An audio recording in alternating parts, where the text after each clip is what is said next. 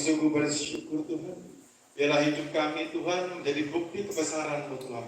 Dan melalui hidup kami semua Tuhan, kami menjadi cerminan Kristus Tuhan.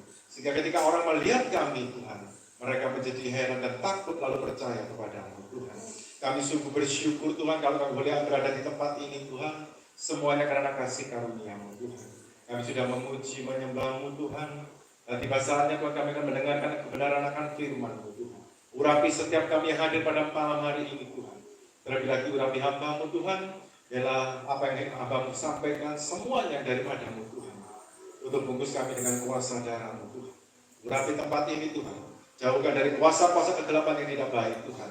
Tuhan singkirkan semuanya Tuhan. Karena di dalam nama Tuhan Yesus Kristus kami siap mendengarkan firman-Mu. Haleluya. Amin. Silakan duduk Bapak Saudara. Shalom. Ya, puji Tuhan, saya sangat bersyukur kalau boleh dipercaya untuk melayani di tempat ini di KKI Gideon Generation ya. Ya, puji Tuhan, saya yakin dan percaya di tempat ini semuanya seperti Gideon Bapak Saudara. Yaitu pahlawannya Tuhan. Amin. Ya, puji Tuhan. Sebelumnya saya memperkenalkan diri. Oh ya, dan saya berterima kasih pada Bapak Gembala, Pak Rizky, dan juga Bu Gembala, Bu Devi yang memberi kesempatan kepada saya untuk melayani tempat ini. Saya yakin dan percaya semua karena anugerahnya Tuhan. Ya, nama saya Ishak Hendro, saudara. Ya, sebetulnya nama saya aslinya itu cuma Hendro Sugiantoro Wong.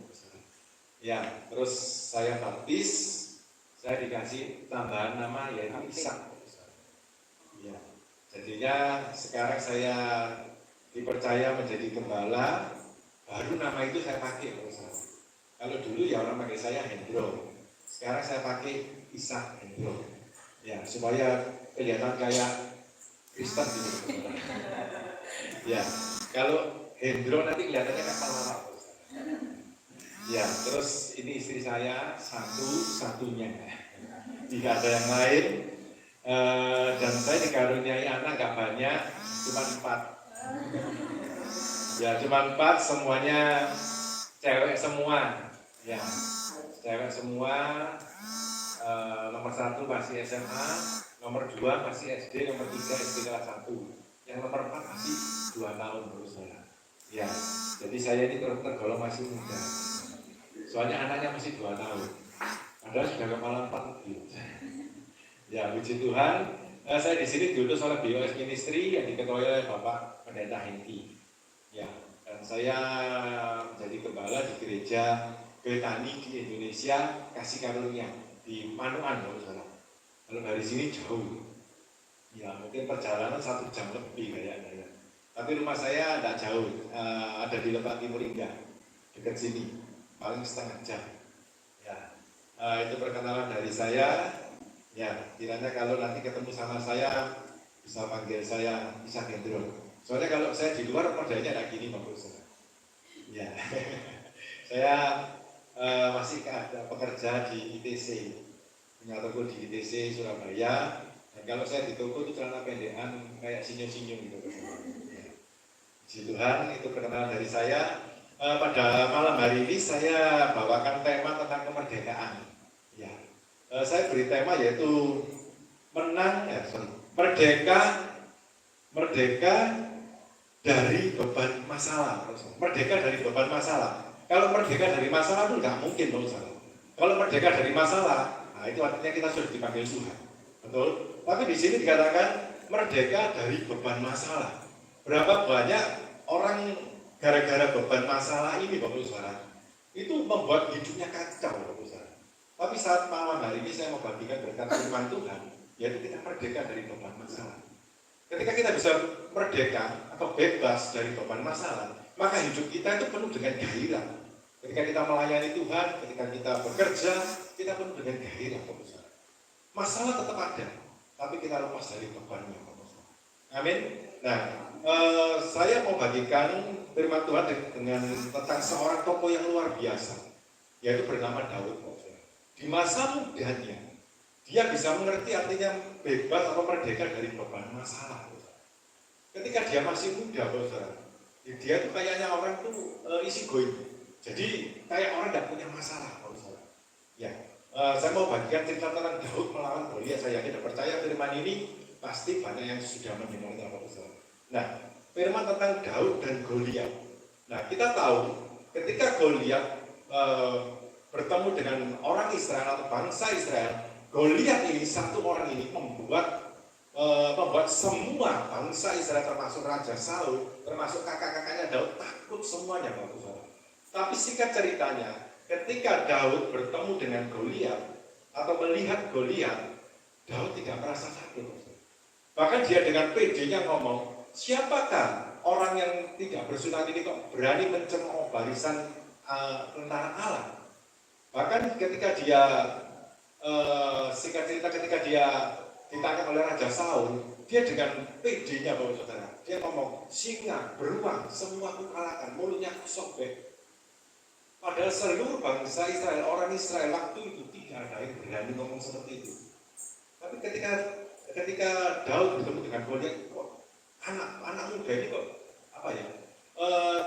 enaknya ngomongnya, kok santai sekali ya. Tapi sehingga terdengarlah oleh Raja Saul. Nah, yang menjadi pertanyaan, bagaimana Daud kok bisa merdeka dari beban masalah? Kayak orang tidak ada masalah. Ketika dia disuruh bapaknya untuk mengantar makanan ke kakak-kakaknya di medan perang, dia dengan santai kok saudara. Memberikan makanannya, terus dia berlari kepada kakak-kakaknya menanyakan bagaimana kak keadaan kakak. Mereka bilang selamat. Apakah kakak selamat? Ketika dia melihat Goliat, dia dengan santai kok saudara. Malah dengan kata lain dia mencemooh Goliat. Siapakah orang yang tidak bersunat ini berani mencemooh tentara barisan Allah? Ya, saya mau bagikan 4 hal. Mengapa Daud bisa merdeka dari beban masalah? Saya tidak percaya kita juga kepingin merdeka dari beban masalah. Kalau kita lihat saat-saat ini kehidupan dunia bisnis, bukan dunia bisnis saja. Bahkan saya lihat anak saya masih SMA sekolah itu beban sekolah itu juga berat sekarang. Anak saya kebetulan masuk IPA. Seakan-akan berat sekali loh saudara. Apalagi dalam dunia pekerjaan, saya masih bekerja bersama istri. Itu melihat keadaan sangat berat sekali loh saudara. Bahkan kalau kita lihat sekeliling kita di jalan-jalan, banyak orang buka usaha kelihatannya maju. Tapi mereka itu tanda kutip bekas PHK orang-orang, PHK dari perusahaan-perusahaan. Sehingga ketika mereka tidak punya kerja, Bapak Saudara, mereka buka jual es teh. Kalau Bapak Ibu Saudara lihat di jalan-jalan banyak yang jual es teh. Di daerah Poso itu es teh itu jejer Bapak Saudara, setiap 20 meter jualan es teh semua. Saya punya anak sekolah di Teresia 2. Ketika saya lewat sana, kelihatannya semua bekerja berusaha. Tapi ketika saya tanya, keuntungannya berapa? Cukup buat makan aja. Mereka banyak beban masalah. Dan melalui kisah Daud melawan Goliat ini, saudara, ada 4 poin yang Daud lakukan sehingga dia bisa merdeka dari beban masalah. Yang pertama, apa yang Daud lakukan? 1 Samuel pasal 17 ayat 23. Kita langsung ke poinnya. 1 Samuel pasal 17 ayat 23. Di sini dikatakan, sedang ia berbicara dengan mereka, ia adalah Daud, tampillah maju pendekar itu namanya Goliat, orang Filistin dari Gad. Dan barisan orang Filistin, ia mengucapkan kata-kata yang tadi juga. Dan Daud mendengarnya. Kita garis bawahi kata-kata yang tadi itu. Ayat 24 dikatakan, ketika semua orang Israel melihat orang itu, larilah mereka daripadanya dengan sangat ketakutan. Bapak Saudara di sini katakan bahwa Goliat mengucapkan kata-kata yang tadi juga. Bapak Saudara kita ketahui bahwa Goliat mengucapkan kata-kata ini selama 40 hari. 40 hari. Dan saya yakin ini hari yang ke-40 ketika Daud bertemu dengan Goliat. Yang jadi pertanyaan, kata-katanya Goliat itu apa? Kita baca 1 Samuel pasal 17 di ayat yang 8 sampai 10. 1 Samuel 17 ayat 8 dan 10 dikatakan, ia berdiri dan berseru kepada barisan Israel, katanya kepada mereka, mengapa kamu keluar untuk mengatur barisan perangmu? Bukankah aku seorang Filistin dan kamu adalah hamba Saul? Pilihlah bagimu seorang dan biarlah ia turun mendapatkan daku. Jika ia dapat berperang melawan aku dan mengalahkan aku, maka kami akan menjadi hamba-Mu. Tetapi jika aku dapat mengungguli dia dan mengalahkannya, maka kamu akan menjadi hamba kami dan takluk kepada kami. Ayat 10 dikatakan, pula kata orang Filistin itu, aku menantang hari ini barisan Israel, berikanlah kepadaku seorang, supaya kami berperang seorang lawan seorang. Bapak saudara, kalau saya mau gambarkan, ketika orang kalau berperang, Bapak saudara, sama-sama saling banyaknya, betul. Ya, ketika saya yakin dan percaya ketika bangsa Israel mau berperang melawan orang Filistin, tentaranya pasti punya semangat yang kuat, Bapak saudara. Semangatnya pasti kuat. Waduh, kita harus kuat, kita harus mau berperang, harus berani, ya kan? Tapi ketika Goliat tampil, apa yang Goliat katakan? Bawakan orang Israel satu orang untuk melawan satu orang. Satu orang melawan satu orang. Ketika Goliat mengatakan bahwa meminta orang Israel melawan Goliat satu lawan satu, bersama. Akhirnya apa yang terjadi? Semua ketakutan. Termasuk Raja Saul juga ketakutan. Mengapa kita tidak bisa merdeka dari beban masalah? Karena seringkali yang pertama, saudara, kita menjadikan masalah itu masalah pribadi. Ketika Goliat ngomong satu lawan satu, yang namanya panglima perang, raja, semuanya takut. Poin pertama yang saya mau bagikan, ketika kita mau merdeka dari beban masalah, jangan jadikan masalah itu masalah pribadi. Artinya apa, Bapak Saudara? Ketika kita mau menjadikan masalah itu masalah pribadi, kita seakan-akan menjadi seorang diri. Berapa banyak Bapak Saudara kita lihat orang-orang yang depresi, orang-orang yang stres, mereka itu memikirkan masalahnya pribadi, sehingga mereka melakukan bunuh diri. Daud mengerti hal itu, makanya Daud menjadi kuat. Dia tidak menjadikan masalah itu masalah pribadi. Kita lihat kisah Nabi Elia, Bapak Saudara, saya yakin mengerti tentang Nabi Elia. Nabi Elia adalah Nabi yang luar biasa, Nabi yang mengalahkan 450 Nabi Baal, betul? Sehingga ketika Nabi Elia melakukan mujizat korban bakarnya dihanguskan api dari surga, Elia membunuh 450 Nabi Baal, betul? Tapi di 1 Raja-Raja 19 ayat 1 dikatakan seperti ini, saudara. Ketika Ahab memberitakan kepada Isabel segala yang dilakukan Elia, dan perihal Elia membunuh semua nabi itu dengan pedang. Ayat yang kedua, perhatikan saudara. Maka Isabel menyuruh seorang suruhan mengatakan kepada Elia, beginilah kiranya para Allah menghukum aku, bahkan lebih lagi daripada itu, jika besok kira-kira pada waktu ini, waktu yang sama, aku tidak membuatmu nyawamu sama seperti nyawa salah seorang dari mereka itu, maka takutlah Elia, lalu bangkit dan pergi menyelamatkan nyawanya. Elia yang sudah mengalahkan Nabi Baal 450 orang, ketika diancam sama Isabel, seorang perempuan, jika besok pada waktu yang sama kayak hari ini, kalau kamu udah mati, ya jangan panggil namaku Isabel. Apa yang Elia kerjakan? Elia takut. Ketika Elia merasa bahwa dia menjadikan masalahnya sendiri, dia jadi takut. Dan dikatakan di sini, saudara, Elia melarikan diri ke padang gurun, dan ketika di padang gurun di bawah pohon ara, apa yang Elia katakan? Kemudian ia ingin mati. Katanya kepada Tuhan, cukuplah itu Tuhan, ya Tuhan, sekarang ambillah nyawaku. Saya ini bingung, saudara, sama Elia. Bedanya apa sekarang kalau menghadapi Isabel sama-sama mati? Terus kok sekarang ketika melarikan diri, kok minta mati juga? Karena Elia menjadikan masalahnya masalah pribadi. Dia tidak mengandalkan Tuhan. Ketika kita menjadikan masalah kita masalah pribadi, maka masalah itu menjadi beban hidup kita. Kita tidak bisa merdeka dari masalah kita. Kita tidak bisa merdeka dari beban masalah. Daud bisa bebas atau merdeka dari beban masalah karena dia tidak menjadikan masalahnya masalah sendiri, karena dia punya Tuhan. Dia mengandalkan Tuhan. Berapa banyak atau saudara kita percaya sama Tuhan, tapi ketika kita punya masalah, kita tidak pernah mengandalkan Tuhan. Kita mengandalkan kekuatan kita sendiri. Firman Tuhan katakan apa? Terkutuklah orang yang mengandalkan manusia. Terkutuklah orang yang mengandalkan dirinya sendiri.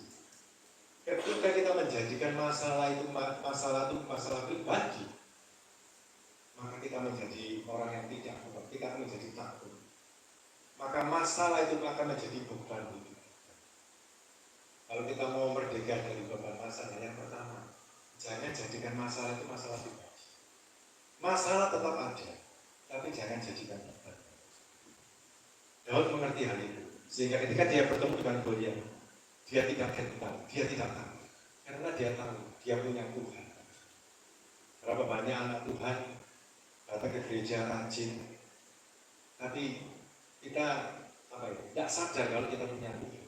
Ketika kita punya masalah, kita takut, kita gentar, merasa waduh ini masalahku ini masalah pribadiku ini, waduh saya gagal hidupku. Ketika kita seperti itu, maka kita tidak akan bisa merdeka dari masalah kita. Yang ada masalah kita menjadi beban kita. Amin. Yang kedua, bagaimana Daud bisa merdeka dari beban masalah? Ayat yang kita buka di 1 Samuel ayat yang ke-25. 1 Samuel 17 ayat 25. Berkatalah orang-orang Israel itu, sudahkah kamu lihat orang yang maju itu? Sesungguhnya ia maju mencemoohkan orang Israel. Orang yang mengalahkan dia akan dianugerahi raja, kekayaan yang besar. Raja akan memberikan anaknya perempuan kepadanya, dan kaum keluarganya akan dibebaskan dari pajak Israel. Bapak Ibu Saudara, Raja Saul berkata kepada rakyatnya, jika siapa yang berani melawan Goliat akan diberikan anaknya dan dianugerahi oleh raja dan dibebaskan pajak. Saya bingung melihat Raja Saul. Seharusnya dia sebagai raja, bukannya membuat sayembara seperti itu. Raja Saul adalah raja yang dipilih oleh Tuhan, betul? Raja Saul juga diberi anugerah sama Tuhan. Ketika dia berperang, dia selalu juga menang. Tapi ketika dia mengalami suatu masalah, Goliat, dia mengatakan kalau yang berani melawan Goliat akan diberikan anaknya, terus dibebaskan raja. Raja Saul membesar-besarkan masalah.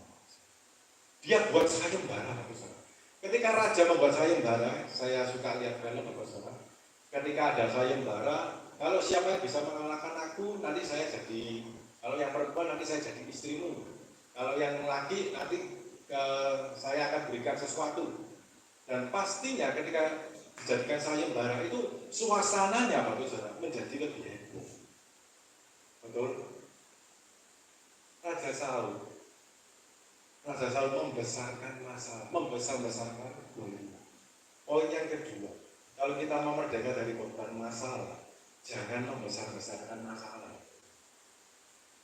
Raja Saul ini membesar-besarkan masalah. Seharusnya dia sebagai raja, harusnya ngomong, mari kita berdoa sama Tuhan. Mari kita kuatkan kepercayaan kita kepada Tuhan seperti Daud ketika jadi raja. Kita menguatkan kepercayaan kepada Tuhan, bukan membesar-besarkan masalah. Yang harus Raja Saul lakukan adalah membesarkan nama Tuhan. Betul, membesarkan. Berapa banyak anak-anak Tuhan tidak bisa merdeka dari beban masalah, karena yang dibesarkan masalahnya, bukan yang dibesarkan bukan namanya Tuhan. Ketika kita punya masalah, aduh mati ya mati sungguhan. Waduh gimana ya, tidak ada jalan keluar, wah sudah tak bisa. Masalah ekonomi, wah kalau nggak lupa nggak bisa. Seringkali kita membesar-besarkan masalah. Ketika kita membesar-besarkan masalah, saudara, bukannya kita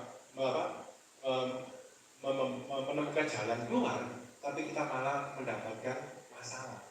Ya, ada iklan di Pegadaian, ya, ada iklan di Pegadaian saya lupa itu. Mengatasi masalah tanpa masalah, yang ada tanpa masalah, iya bagus sekali. Kena bunga soalnya, ya kan? Dia membesarkan masalah gampang, dimaksud lo, terus nebus ya bingung. Ketika kita punya masalah, jangan membesarkan masalah kita. Yang kita besarkan adalah nama Tuhan. Raja Saul melakukan kesalahan yang sangat besar. Raja Saul bukan menguatkan rakyatnya untuk supaya berani menghadapi Goliat atau masalah, tapi Raja Saul malah membesarkan masalah. Ketika kita punya masalah, jangan takut dengan masalah itu. Karena di balik masalah pasti ada berkat Tuhan. Amin. Kita mau merdeka dari beban masalah. Kalau ada masalah, sudah itu anggap aja tunggu kehidupan kita. Ya, saya banyak. Kalau orang dulu ngomong sekarang banyak anak kalau waktunya daftar sekolah, bingung Bapak Ibu Saudara, ya kan? Tapi apa yang terjadi, saya banyak kesaksian, mungkin kesaksian kecil aja. Anak saya yang paling besar itu Bapak Ibu Saudara, waktu SD, sekarang SMA kelas 2. Waktu SD masuk SMP itu pandemi di tahun 2020. Ya, 2020 ya, 2020. Nah, 2020 anak saya harus masuk ke SMP. Nah, saya kan punya toko di ITC. Waktu itu, singkat ceritanya, kan harus ada PPKM. Tadi Pak Rizky sudah ngomong gereja sampai tutup setahun. Ya kan, kami tutup 3 bulan Pak. Waktu itu. Nah, ketika saya memasukkan anak saya ke SMP, ya kan, saya tidak bisa bayar sama sekali. Tidak bisa bayar sama sekali. Terus, tanggal itu bulan Juni, dan waktu bulan Juni tanggal 28 itu saya ditelepon sama sekolah yang sudah saya daftar tapi belum saya bayar sama sekali. Nah, ketika dia ngomong, seketika gimana Pak anaknya, jadi masuk sekolah enggak? Saya bilang jadi Bu. Loh, tapi bagaimana pembayarannya? Harus bayar 50%. Terus saya ngomong, saya cuma ada uang 1 juta. Nah, itu kenanya puluhan juta. Nah, di bulan Juli kami dengar bahwa tanggal 1 Juni, kan 3 Juni ada PPKM, dan yang namanya mal tidak boleh buka selama 2 minggu. Nah, ketika saya ngomong seperti itu, gurunya ngomong kalau 1 juta tidak bisa, harus 50%, minimal 3 juta berapa. Nah, ketika itu terjadi, saya sudah berserah sama Tuhan. Saya saya pikir ya sudah, apapun yang terjadi terserah. Singkat ceritanya, itu di telepon pagi, sore harinya Bapak Saudara, gurunya WA sama istri saya. Gimana Pak? Jadi masuk sekolah enggak? Terus dibalasi sama istri saya juga di sebelahnya. Kami enggak ada uangnya. Terus sekarang ada berapa? Ya, ini istri saya namanya perempuan Bapak Saudara. Pemikirannya, waduh, ini tanggal 3 toko tutup makan apa nanti? Tidak ada penghasilan, kami kerja cuma satu tempat itu aja. Akhirnya istri saya ngomong, kami cuma punya 500. Kami cuma punya 500. Apa yang guru itu katakan? Ya sudah Pak, 500 ditransfer dulu aja supaya anaknya bisa sekolah.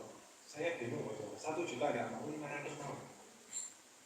Ya, ketika saya belajar membesar-besarkan masalah, ada jalannya ini.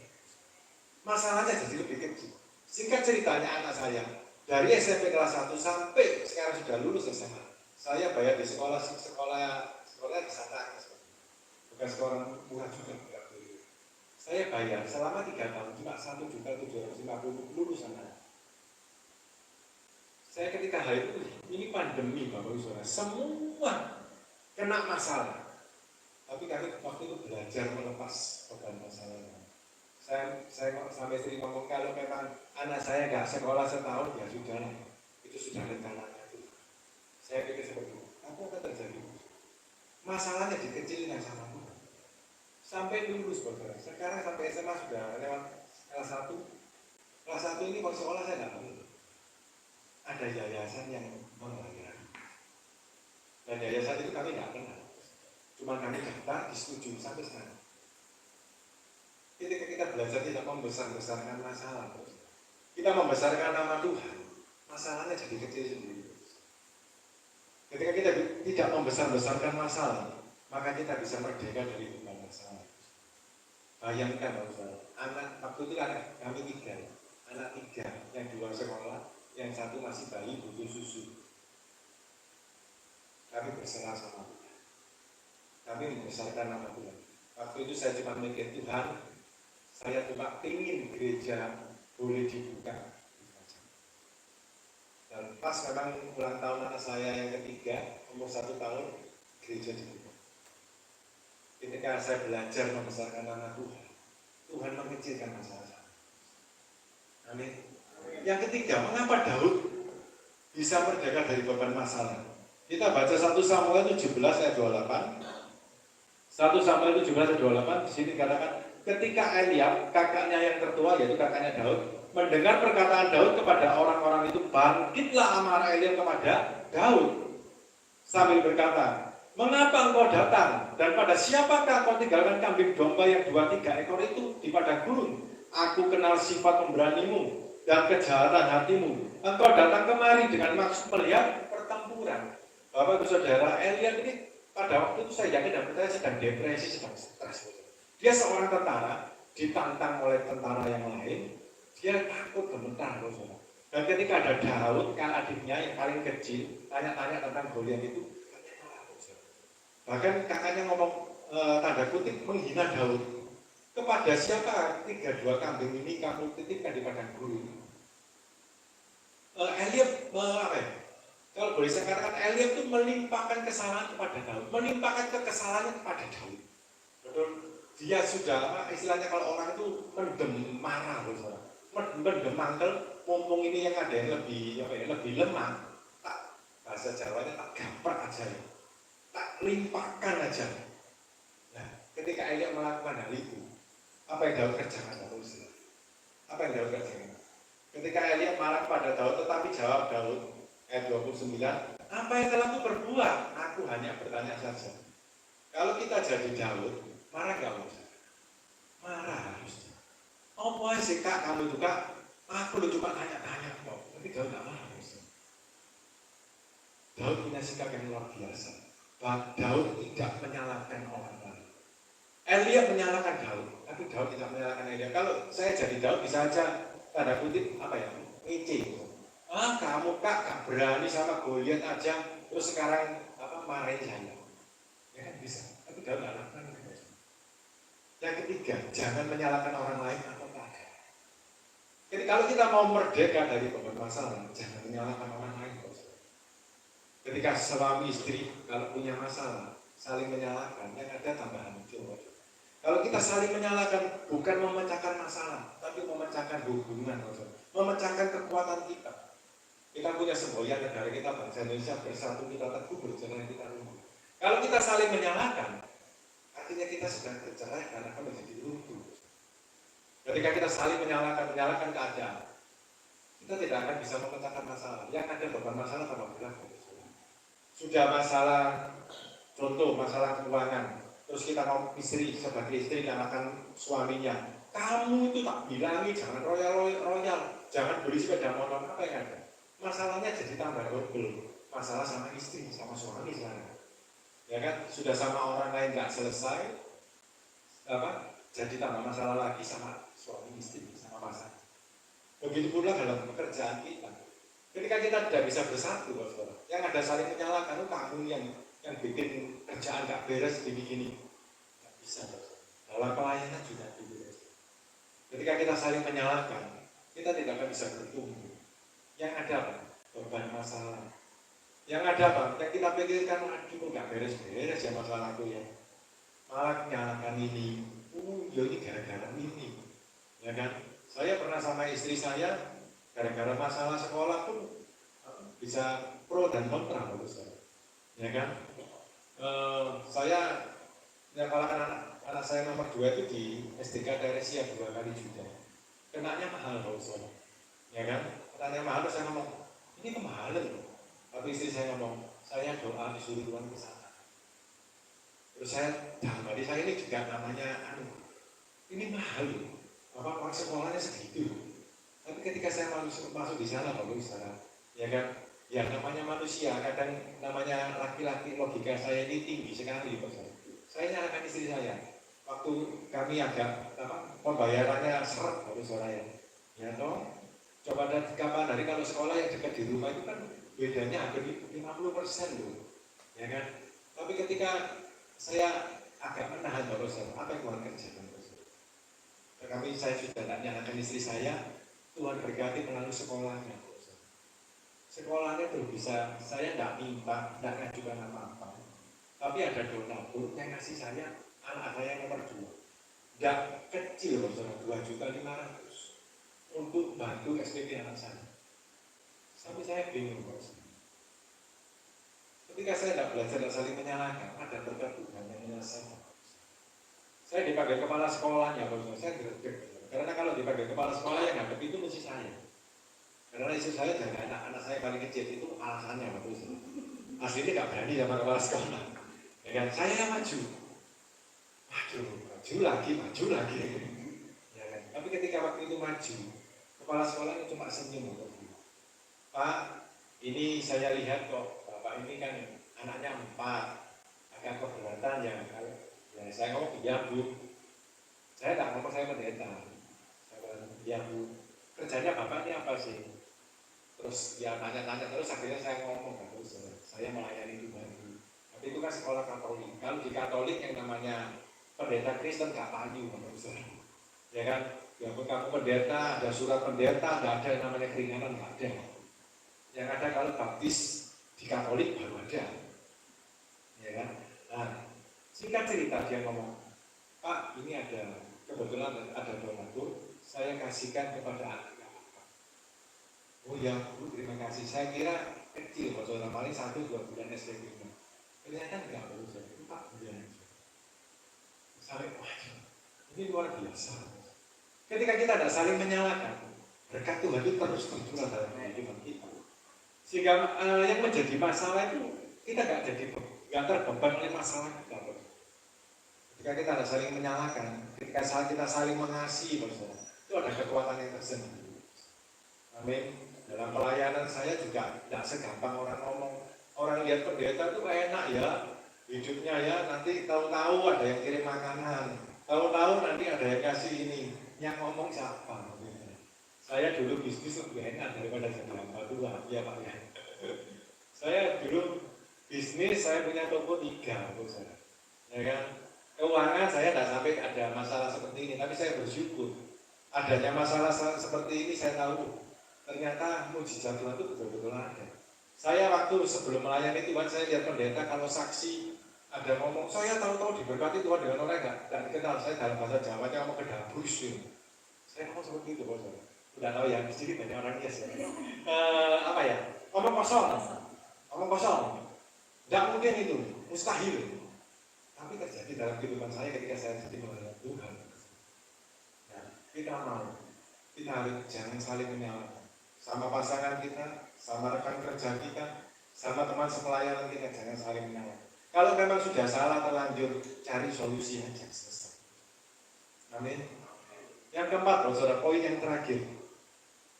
Kita baca di 1 Samuel pasal 17 ayat yang ke-32 sampai 37. 1 Samuel 17:32 dikatakan, berkatalah Daud kepada Saul, janganlah seseorang menjadi tawar hati karena dia, hambamu ini akan pergi melawan orang Filistin itu.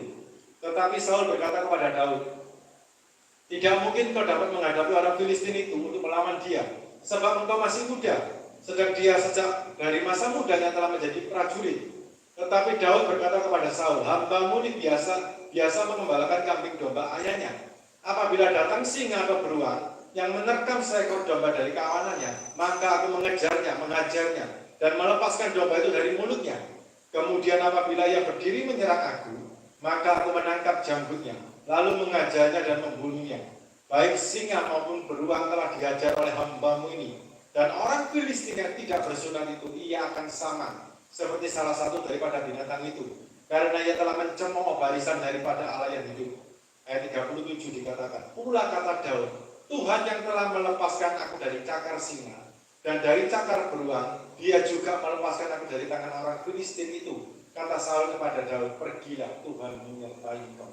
Ayat 37 dikatakan bahwa saudara, Tuhan yang melepaskan aku dari cakar singa dan cakar beruang, dia juga akan melepaskan aku dari tangan orang Filistin.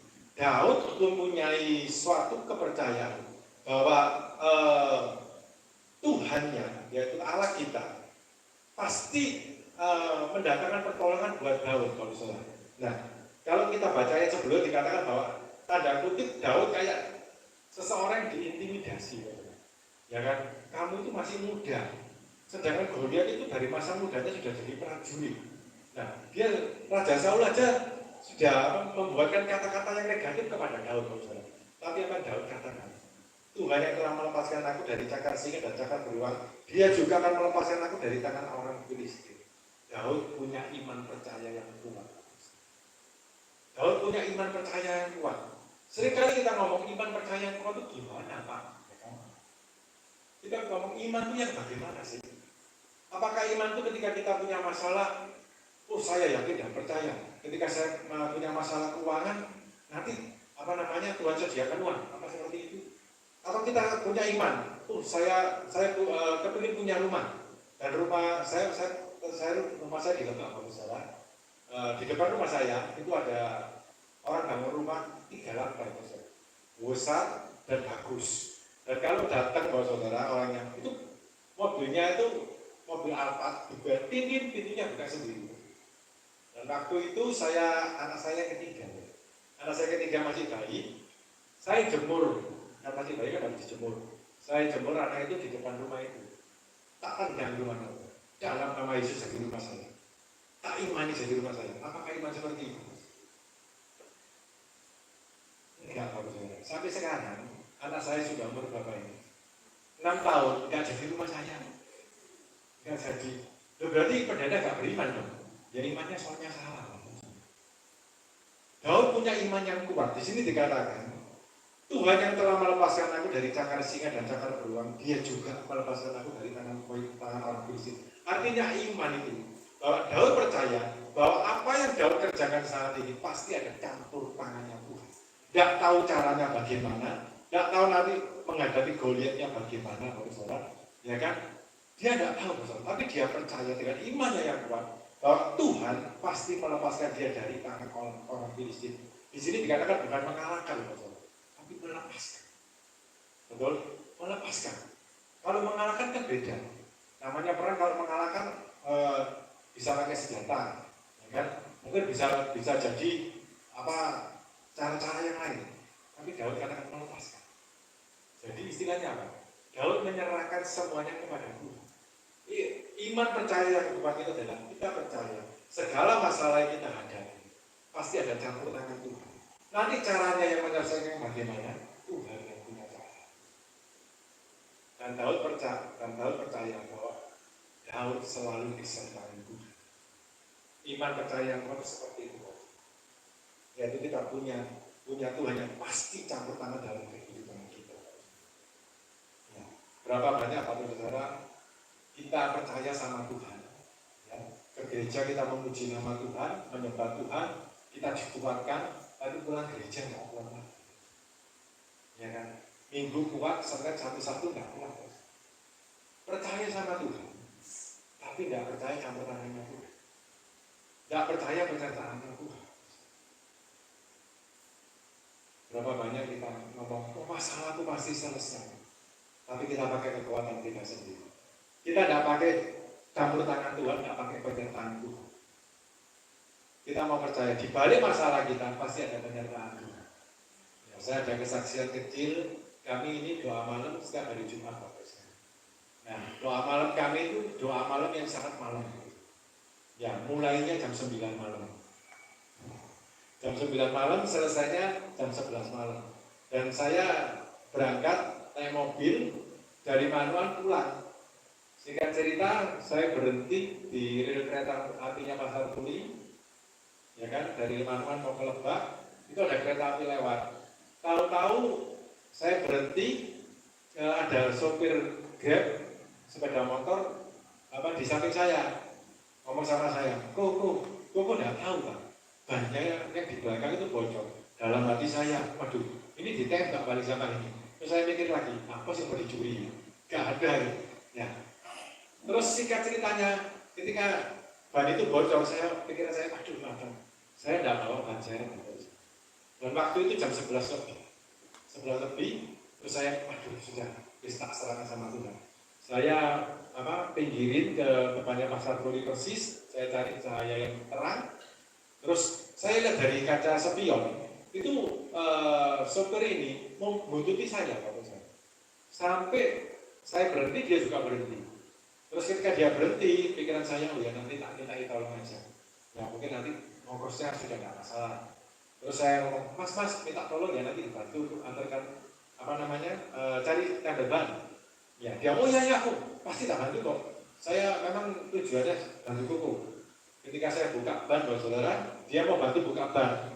Tapi saya ngomong, saya bisa mas. Terus dia berdiri, dia telepon teman-temannya, grup Gojek atau Grab itu. Di mana ada tabel ban? Saya dengar seperti itu. Oh di Indrapura. Terus banyak singkat cerita, tak lepas. Terus dia ngomong, ada kok tabel ban di Indrapura. Loh, bukannya di Jalan Semarang, Pak? Enggak, katanya teman-teman ada. Ya wis saya ikuti. Dan sepeda motornya besar, besar saya naik itu kesusahan. Terus kalau sepeda motor kalau yang biasa-biasa kan enak taruh tengah bisa. Kalau ini tidak bisa, saya pegangin gini. Berat bagus saya. Ya. Ketika kami berjalan dari Pasar Turi terus ke arah Indrapura, tidak ada tabel banyak tutup semua. Sampai ke arah Perak tidak ada yang buka. Balik lagi ke Demak, Bapak Saudara. Ke Demak saya ingat tuh di dekatnya Pasar Lawang itu ada biasanya. Ke sana balik nggak ada, putar balik lagi sampai ke arah Adiasa. Sampai ke arah Adiasa ketemu tabel ban, tapi tidak bisa tabel ban mobil. Yang bisa sepeda motor. Terus dia ngomong, ada Pak di Bromo, Jalan Arjuna itu buka sampai jam 12. Singkat cerita kami sampai di sana, tapi dalam perjalanan saya ngomong-ngomong, Mas, orang mana Mas? Oh, saya orang Solo. Oh, terus tinggalnya di mana? Saya tinggal di Lidapu, itu jauhnya Mas. Iya, saya ini habis apel dari pacar saya di Jalan Demak, terus lihat mobilnya Koko ini kok sudah gembos dari sebelum trail itu, tak ikutin sama saya. Dia bilang seperti itu.